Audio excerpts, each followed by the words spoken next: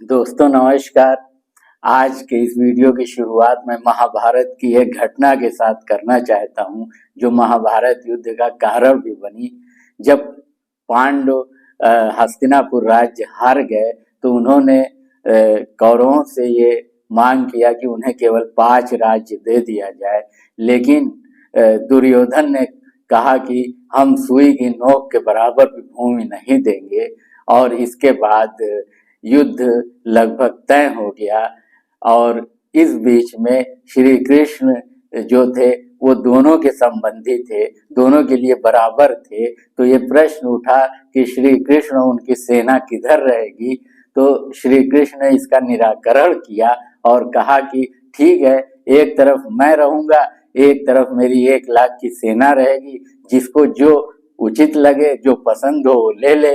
तो दुर्योधन ने तुरंत आगे बढ़ के कहा कि मैं एक व्यक्ति को लेकर क्या करूंगा, मुझे आपकी 1 लाख की सेना चाहिए। इस तरह दुर्योधन की तरफ श्री कृष्ण की 1 लाख की सेना हो गई और दूसरी तरफ पांडव के साथ श्री कृष्ण हो गए। युद्ध पूरी तरह सज गया और युद्ध भूमि पर आपको पता है कि अर्जुन ने हथियार रख दिए। जब श्री कृष्ण ने उन्हें उपदेश दिया, तब जाकर, जिसे भगवत गीता में संकलित किया गया है, तब जाके उन्होंने अस्त्र शस्त्र उठाए और युद्ध के लिए मानसिक रूप से तैयार हुए। तो यहीं पर दुर्योधन जो है वो उसने बहुत भारी चूक कर दी। उस एक तरफ भगवान थे और एक तरफ 1 लाख मनुष्य थे, 1 लाख सैनिक थे, और दुर्योधन ये समझ नहीं पाया कि वो क्या चुन रहा है। उसने 1 लाख मनुष्यों की सेना तो चुन ली, लेकिन भगवान को खो दिया। तो युद्ध का परिणाम तो उसी समय तय हो गया था, जब दुर्योधन ने श्री कृष्ण को छोड़कर उनकी 1 लाख की सेना को चुन लिया था। इस तरह मैं इसका मैसेज ये है, संदेश ये है कि ईश्वर में आस्था हमें विजय दिलाती है। ये आज भी उतना ही सच है जितना ईसा के 950 वर्ष पूर्व सच था। आज भी उतना ही सच है, आज के इस अत्याधुनिक दौर में भी उतना ही सच है। आइंस्टीन ने भी अपने अंतिम समय में कहा था कि कोई तो सुपर पावर है जो इस पूरे यूनिवर्स को चला रही है, कंडक्ट कर रही है, संचालित कर रही है। इस तरह से आस्था बहुत बड़ी चीज है। ईश्वर में आस्था। धर्म का 2 पक्ष है, एक तो आध्यात्मिक पक्ष है और एक कर्मकांडी पक्ष है। मैं कर्मकांडी पक्ष की ओर अधिक नहीं जा रहा हूँ। मेरा आस्था से अभिप्राय ये है कि ईश्वर में विश्वास रखना। आप मंदिर जाते हैं या नहीं जाते हैं, आप मस्जिद में इबादत करते हैं या नहीं करते हैं, आप गुरुद्वारे जाते हैं, कितनी बार जाते हैं, चर्च में कितना जाते हैं, इससे मेरा ज्यादा सरोकार नहीं है। मैं जिस बात को पिन पॉइंट कर रहा हूँ वो धर्म का इस स्पिरिचुअल एस्पेक्ट है, आध्यात्मिक पक्ष है। अर्थात आत्मा और परमात्मा के बीच में जो संबंध होता है, कहा जाता है कि आत्मा परमात्मा का ही एक अंश है। जैसे कि तालाब में एक घड़ा है और घड़े में जल है, तो ये शरीर रूप जो माया है, जो घड़ा है, जब ये फूट जाता है तो घड़े का जल और तालाब का जल जल में ही समा जाता है। इसी तरीके से जब व्यक्ति का ये क्षण भंगुर शरीर जो है वो उससे आत्मा निकल जाती है और परमात्मा में ही समा जाती है। तो ये मैं इस आस्तिकता की बात कर रहा हूँ, मैं इस आस्था की बात कर रहा हूँ कि व्यक्ति सांसारिक गतिविधियों में इतना लिप्त हो जाता है, इतना व्यस्त हो जाता है, इतना बिजी हो जाता है कि वो अपनी हार और जीत, कामयाबी और नाकामयाबी, सारी चीजों की जिम्मेदारी या तो खुद लेता है या फिर दूसरे लोगों पर डालता है। यानी मनुष्यों में ही वो सब कुछ ढूंढने लगता है और एक तरीके से ईश्वर को भगवान को, अल्लाह को, गॉड को भूल ही जाता है कि वो भी ऊपर बैठा हुआ है और इस पूरे संसार की न केवल उसने सृष्टि की है बल्कि इस पूरे संसार को वो चला भी रहा है। क्योंकि आखिर ईश्वर के मन में क्या समाई होगी कि उसने इतनी खूबसूरत दुनिया बनाई है, कुछ तो समाई होगी उसके मन में। तो जब उसने इस सृष्टि की रचना की है, इस सुंदर सृष्टि की रचना की है, तो वो जरूर इस पर निगाह रखता है। मैं आपको एक और छोटा सा एक प्राचीन पौराणिक घटना बताना चाहता हूँ कि एक बार श्री कृष्ण भोजन ग्रहण कर रहे थे और उनकी अर्धांगिनी रुक्मिणी पंखा झल रही थी। अचानक भोजन छोड़कर श्री कृष्ण ने कहा, मैं अभी आ रहा हूँ। तो रुक्मिणी ने पूछा कि स्वामी कहाँ जा रहे हैं? कहा, वो संसार में मेरी आवश्यकता है। फिर तुरंत ही वापस आ गए। कहा, लाओ खाना। भोजन ग्रहण करने लगे पुनः। तो रुक्मिणी ने पूछा कि क्या हो गया, अचानक आप गए और लौट आए रास्ते से? तो कहा, अब मेरी आवश्यकता नहीं है।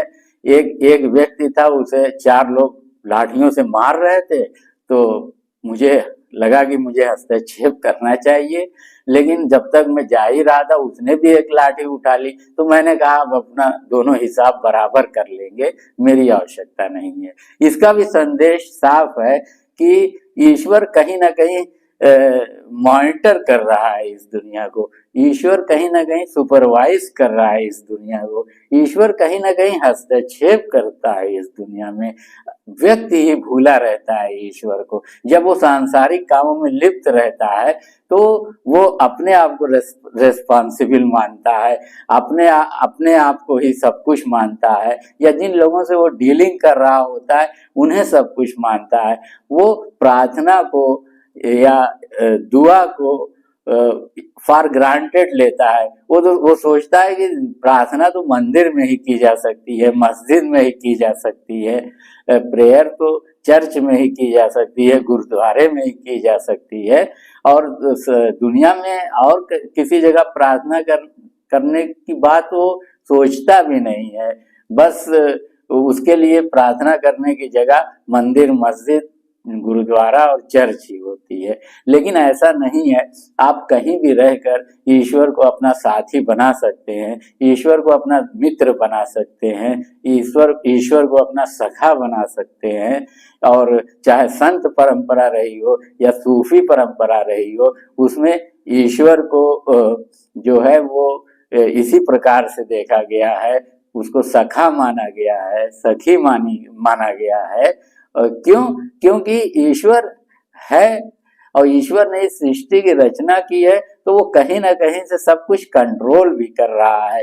एक बस का एक्सीडेंट हो जाता है, एक 6 महीने के बच्चे को खरोच भी नहीं आती और आधे से ज्यादा बस के लोग जो है एक्सीडेंट में मारे जाते हैं, बाकी बुरी तरह घायल होते हैं। ये सब क्या है?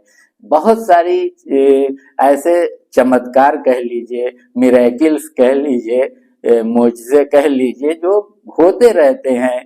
देखा गया है कि बेईमानी से कमाई हुई दौलत किस तरीके से आदमी को नुकसान पहुंचाती है। देखा गया है कि पाप करने वाले, दुनिया में लोगों को बहुत ज्यादा सताने वाले किस तरीके से फिर अपने अंजाम को पहुंचते हैं। देखा गया है ये सारी चीजें कि जो लोग अमानवीय कृत्य करते हैं, जो लोग बेरहम होते हैं, जो मनुष्यों को सताते हैं, जो दूसरों को परेशान करते हैं, वो कभी सुखी नहीं रहते। उनके ऊपर कोई प्राकृतिक आपदा पड़ती है, कोई बीमारी पड़ती है, कुछ हो जाता है, कुछ हो जाता है, तो ये सब चीजें बार बार प्रकृति हमें इस बात के इशारे करती है।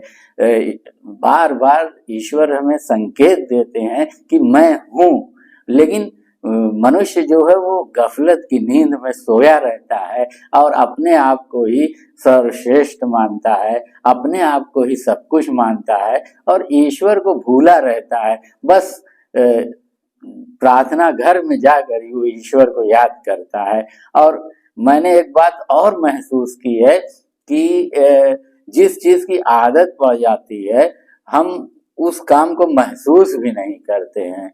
हमें किसी कार्य की आदत पड़ गई है कि कोई धार्मिक कर्मकांड है, हमें करना है, हमारा सारा फोकस, सारी एकाग्रता वो धार्मिक कर्मकांड पर होती है।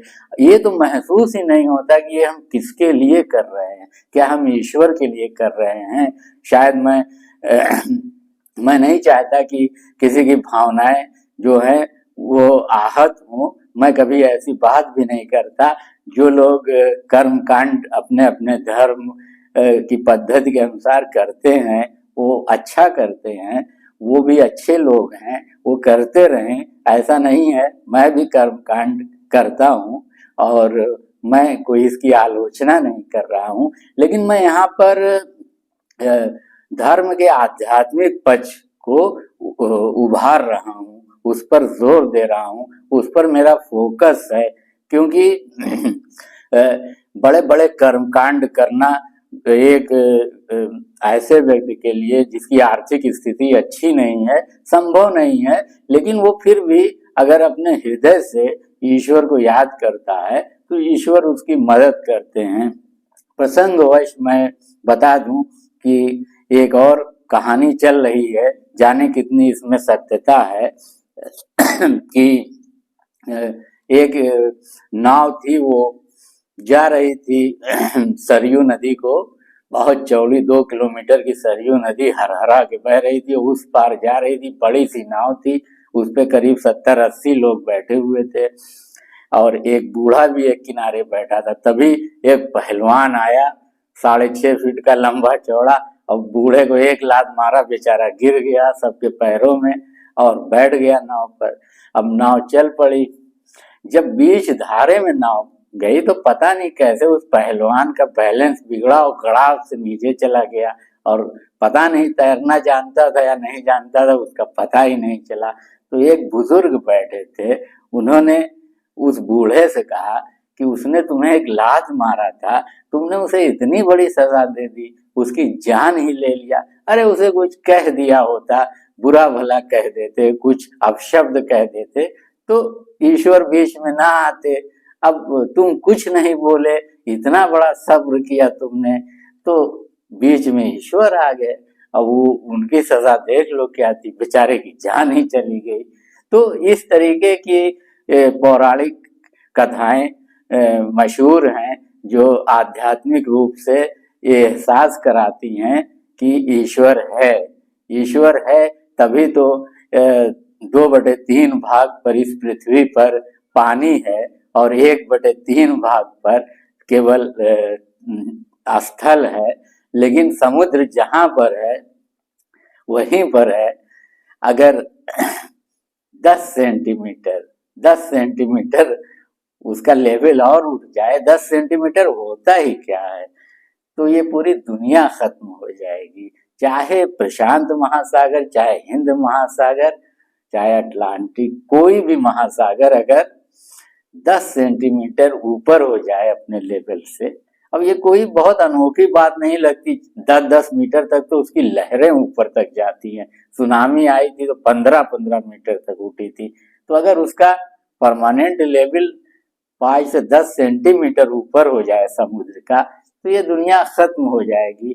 और ये दुनिया जो है हवा में लटकी हुई है, एक गोला ही तो है जो लटका हुआ है, एक ग्रेविटेशन फोर्स है, अपनी जगह स्थिर थोड़ी है, रोटेट कर रही है अपने जगह पर भी और अपनी ऑर्बिट में भी रोटेट कर रही है।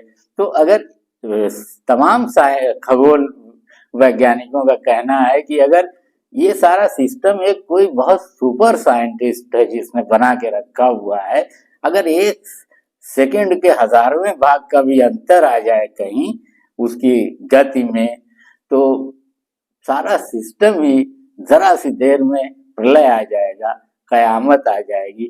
सूरज थोड़ा सा नजदीक आ जाए तो ये पृथ्वी जलकर राख हो जाएगी, या सूरज धीरे धीरे ठंडा हो रहा है, अगर तेजी से ठंडा हो जाए तो ये इस पृथ्वी पे जीवन नहीं बचेगा फिर। तो इस तरीके की चीजें हैं जो ईश्वर बार बार वो नेचुरल पावर जो है, जिसको जिस भी नाम से कोई याद करे, वो हमें एहसास कराती है कि मैं हूँ, मैं मॉनिटरिंग कर रहा हूँ, मैं सुपरविजन कर रहा हूँ, मुझे मत भूलना, मुझे याद रखना।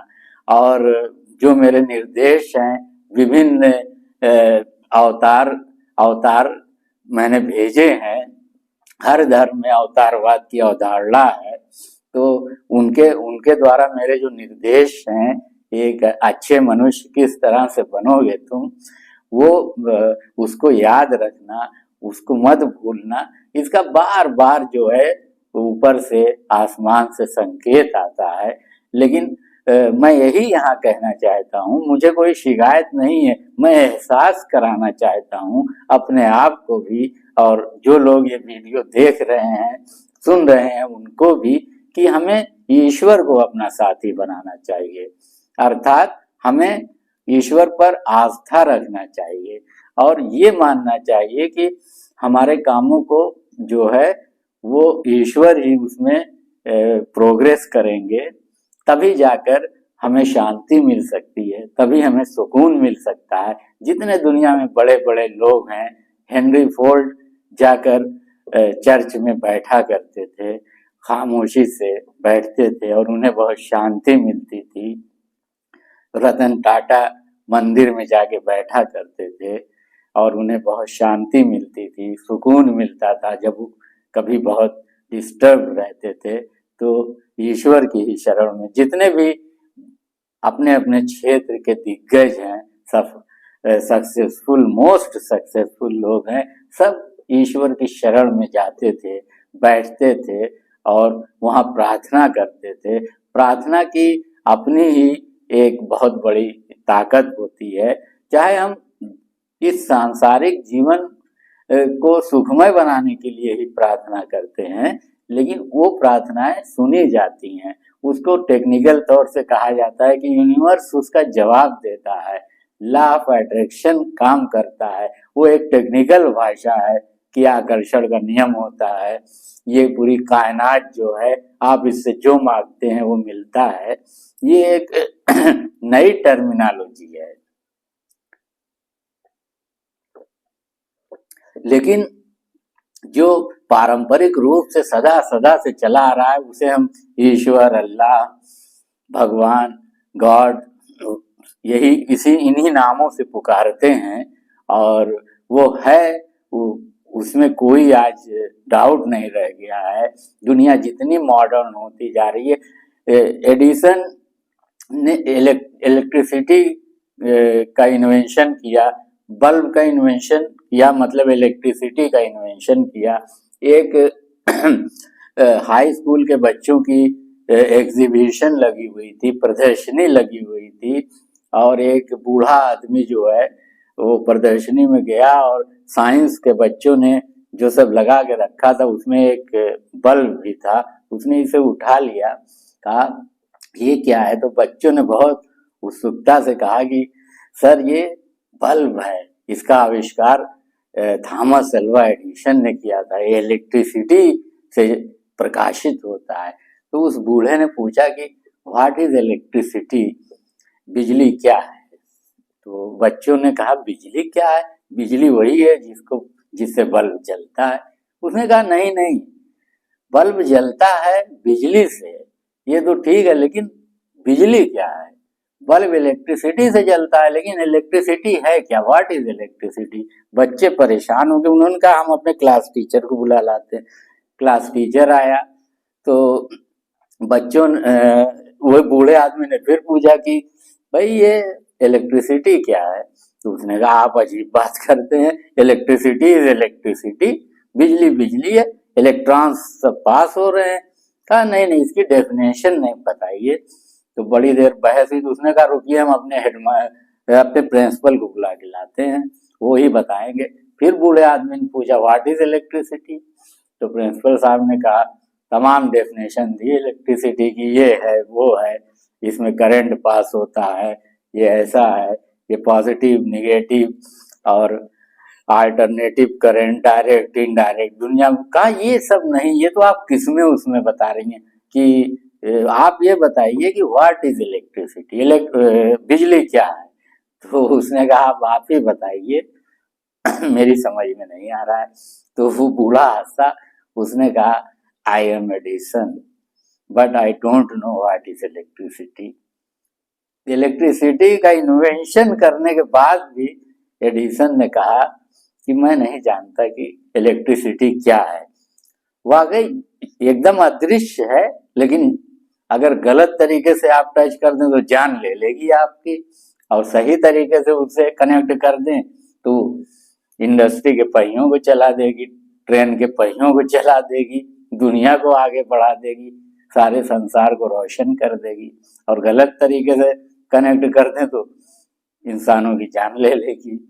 लेकिन दिखती नहीं है, दिखती नहीं है। जब ये है हमारी अज्ञानता का स्तर कि तमाम तरीके, इसी तरीके से आइंस्टीन का कहना था कि हम 99% गलत होते हैं, कभी 1% सही हो जाते हैं। आइंस्टीन का कहना था ये। क्यों? क्योंकि ज्ञान के उस स्तर तक वो लोग पहुंच गए थे जहां उन्हें लगने लगा था कि हम क्या जानते हैं, हम तो कुछ भी नहीं जानते। 100 काम करते हैं, 99 गलत करते हैं, एक काम कुछ कभी कभी थोड़ा सही हो जाता है, और करने के बाद भी हम जान नहीं पाते कि थ्योरी ऑफ रिलेटिविटी आइंस्टीन ने ही दिया। लेकिन उसके बाद भी उसने कहा कि हम 99 बार गलत होते हैं, एक बार मुश्किल से सही होते हैं, लेकिन ईश्वर हमेशा सही होता है, नेचुरल पावर हमेशा राइट होती है।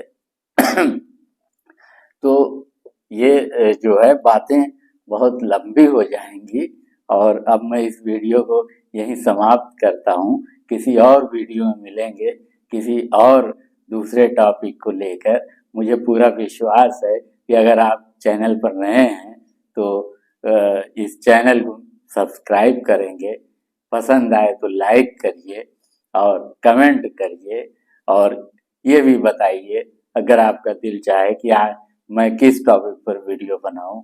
आपका बहुत बहुत धन्यवाद। नमस्कार, आदाब, सत श्री अकाल, गुड नाइट।